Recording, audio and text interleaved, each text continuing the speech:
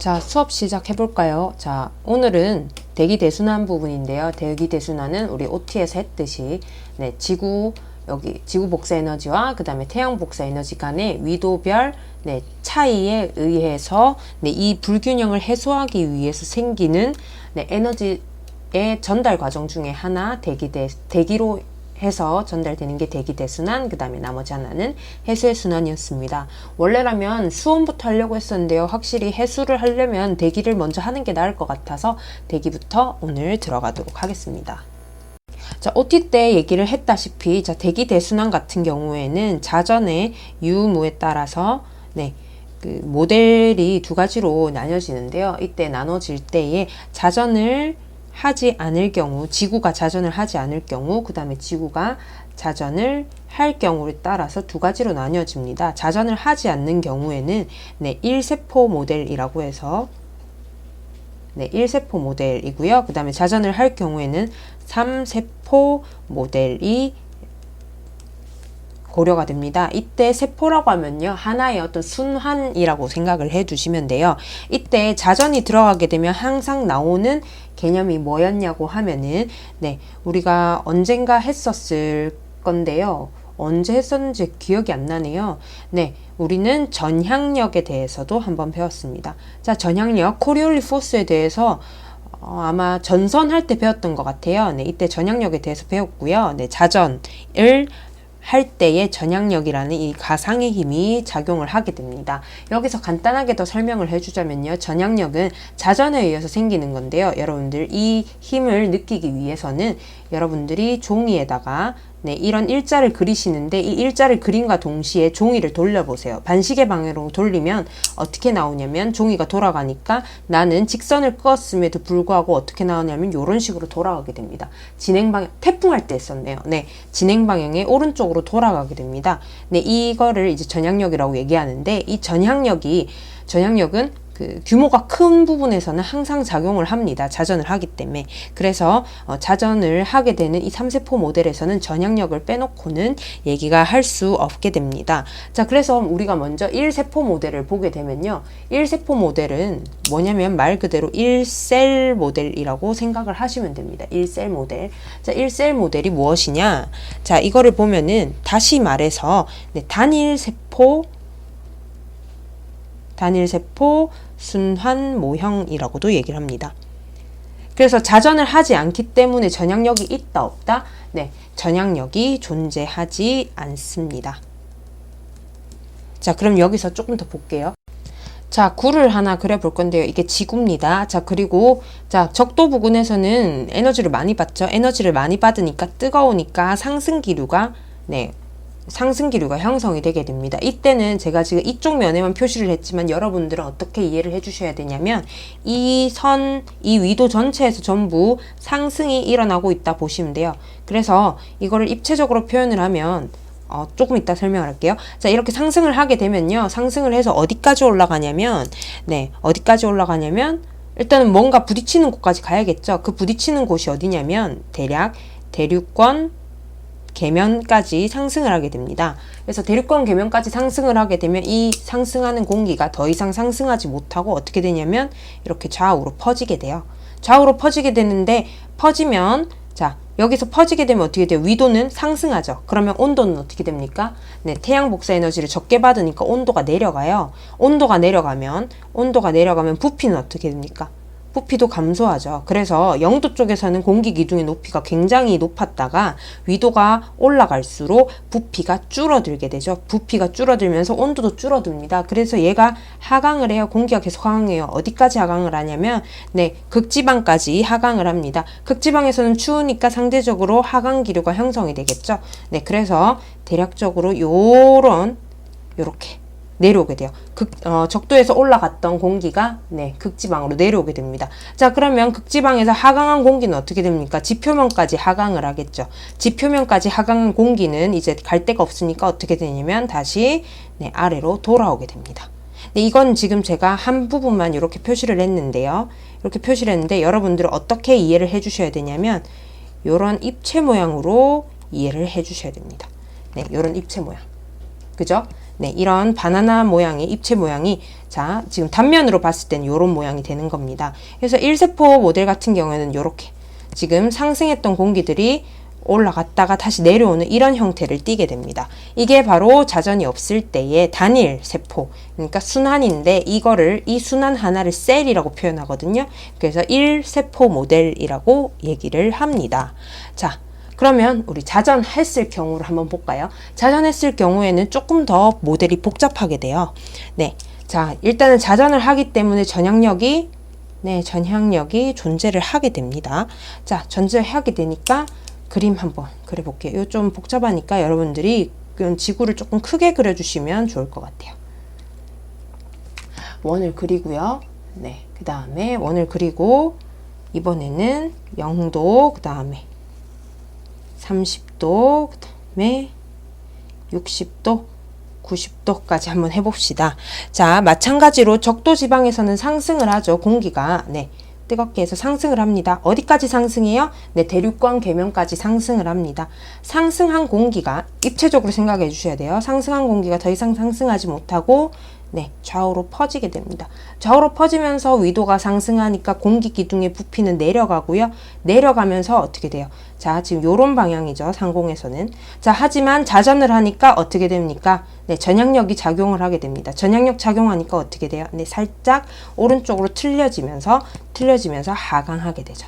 왜냐면 위도가 높아졌잖아요. 그러니까 온도가 낮아집니다. 그러면서 네, 하강을 하게 됩니다. 하강하면 어떻게 돼요? 하강하니까 네, 땅바닥까지 내려오고요. 이 하강한 공기 다시 네, 일부는 위로 올라가고 대부분은 다시 내려옵니다. 왜 그럴까요? 자, 밑으로 내려가는 공기에서 전향력을 받으면 이렇게 다시 내려오거든요. 자, 내려와서 또 어떻게 됩니까? 그러면 바닥 공기는 아랫방향이죠. 아랫방향인데 전향력 받으니까 진행 방향의 오른쪽 방향. 이런 식으로 땅바닥에서는 공기들이 되돌아오게 되죠. 네, 되돌아오게 되면서 다시 이게 이렇게 한 바퀴를 돌게 됩니다. 올라가고 다시 내려오고 이렇게. 여기서 조금 더 확대를 하면요. 자, 모델은 여기가 제일 공기 기둥이 높고 여기가 조금 낮습니다. 이런 비대칭의 형태를 보이게 되죠. 네, 그런데 보면 지금 땅바닥 돌아오는 바닥에서 하강을 해서 적도 쪽으로 돌아오는 방향을 보면 요런 항상 부는 바람이에요. 왜냐면 지구와 자전하는 동안 그 다음에 적도가 네, 온도를 제일 많이 받는 동안은 항상 평생 이렇게 될 거니까요. 이렇게 지상에서는 이런 방향 무순풍이죠. 네, 무순풍 이렇게 부는 방향 무슨 풍일까요? 네, 북동풍이죠. 북동풍이 계속 부는데요. 이때 부는 바람의 이름을 뭐라고 한다? 네, 무역풍이라고 얘기를 합니다. 네, 0도에서 30도 사이에 부는 지상에 부는 바람을 무역풍이라 얘기를 하고요. 0도에서 30도에서 하나의 순환을 이루죠. 이 순환 이름을 뭐라고 하느냐? 헤들리가 발견했대 해서 헤들리 세포라고 얘기를 합니다. 헤들리 셀이라고 얘기하거나 혹은 헤들리 순환이라고 얘기를 해요. 네, 그래서 0도에서 상승한 공기가 네, 30도에서 다시 하강합니다. 네. 자, 이때 적도 부근에서 상승하는 이 공기는요, 네, 이 공기는 그냥 단순히 열을 받아서 상승하기 때문에 0도 부근에서는, 네, 이 지금 적도 부근에서 상승하는 요 부분에서는 바람이 거의 불지 않습니다. 그래서 그 부분을 뭐라고 하냐면 적도 무풍대라고 얘기를 하고요. 혹은 적도 무풍대, 그 다음에 상승하는 이 구간을 네, ITCZ라고도 얘기를 해줍니다. 요거는 아마 엘니뇨 할 때 배울 텐데 조금 그냥 참고로 알아두시면 되겠습니다. 자, 그 다음에 자, 이거 헤들리 세포 보면은 가열에서 직접적으로 올라왔죠. 네, 그래서 이 헤들리 세포는 다른 말로 직접 순환이라고도 얘기를 합니다. 직접 데워졌기 때문에. 자, 그러면 극지방 한번 볼게요. 60도에서 90도 보면요. 아까 우리 1세포 모델에서 보면은 극지방이 하강을 했었죠. 춥기 때문에. 여기도 마찬가지입니다. 여기도 마찬가지로 하강을 해요. 하강을 해요, 공기가. 하강을 해서 내려옵니다, 일단. 내려오면 어떻게 돼요? 네, 상대적으로 위도가 낮아지니까 온도가 높아지죠. 그래서 하강하던 공기가 데워져서 살짝 올라갑니다. 이렇게 공기 기둥이 살짝 올라가요. 올라가니까 네, 전향력이나 이것도 있고 위도가 낮아지니까 온도가 높아져서 얘가 상승을 합니다. 상승해서 대륙권 계면까지 올라가고요. 그 다음에 다시 퍼져서 네, 극지방으로 되돌아가죠. 요 구간 하나의 순환을 형성을 했죠. 지표면 한번 볼까요? 내려오는 바람인데 전향력을 받아서 어떻게 됩니까? 네, 우리 0도에서 30도처럼 네, 이런 식으로 진행 방향의 오른쪽으로 이렇게 됩니다. 그죠? 이거는 네, 뭐라고 부르냐면 극동풍이라고 부르죠. 네, 극동풍이라고 부릅니다. 왜냐면 지금 전향력은 위도에 따라 위도 90도 쪽에서 제일 센데요. 여기는 전향력이 세죠. 그래서 무역풍보다는 훨씬 더 네, 무역풍은 약간 북동풍 정도였다면 얘는 거진 동풍처럼 불어서 극동풍이라고 얘기를 해요. 극쪽에서 부는 동풍. 네, 그래서 지금 여기 60도에서 90도에서도 하나의 순환이 형성되었습니다. 이 순환 이름을 뭐라고 하느냐? 극순환이라고 얘기를 합니다. 혹은 극세포라고 얘기를 하죠. 이 친구 같은 경우에도 헤들리 셀처럼 네, 90도에서 하강하는 그런 공기들이 직접적으로 순환을 했기 때문에 얘 역시도 네, 직접 순환이라고도 얘기를 합니다. 직접순환이라고 얘기를 합니다. 자, 그 다음에 30도에서 60도 한번 볼까요? 30도에서 60도 이 친구를 보면요. 이 친구를 보면 네, 이 헤들리 순환에서 대부분은 돌아오지만 일부는 올라갑니다. 네, 대부분은 올라가고요. 그래서 얘네가 지금 극동풍의 상승 방향을 따라서 조금 약하기 때문에 얘는 되게 약해서 주변에 편승합니다. 같이 올라가는데요. 지금 극동풍에서 보면 올라갔던 애들 있죠. 그 다음에 네, 대륙 건계면에서 갈라지는 애들이 있을 겁니다. 이때 이 갈라지는 애들을 따라서 다시 요렇게 얘를 따라서 또 요렇게 갔다가 그 다음에 여기서 내려오니까 같이 다시 내려오는 30도에서 60도에서는요 되게 약간의 공기가 주변을 따라다니면서 형광펜으로 한번 표시를 할까요? 네, 주변을 이렇게 편승하면서 주변에 편승해서 직접적이 아니라 주변에 셀들, 직접 순환의 셀들의 영향을 이용해서 순환이 일어납니다. 그래서 얘를 이 30도에서 60도에서 일어나는 이 세포를 뭐라고 하냐면 네, 페렐 씨가 발견했대서 페렐 세포라 얘기를 하고요. 얘는 간접 순환입니다. 직접적으로 순환이 일어나는 게 열 때문에 일어나는 게 아니고요. 얘네의 어떤 영향을 받아서 간접적으로 생기는 순환이에요. 그래서 이 페렐 순환이 페렐 세포가 가장 마지막에 발견이 되었습니다. 자, 그런데 얘 같은 경우에는요. 페렐 세포 같은 경우에는 가장 중요한데요. 중위도죠. 중위도고 우리 중위도에는 아까 전선이 됐었죠. 네, 온대 저기압이 있었습니다. 그죠? 이 온대 저기압이 바로 이 중위도에서 일어나는 페렐 세포에서 편서풍 파동이라는 걸 따라서 온대 저기압이 이동을 해요.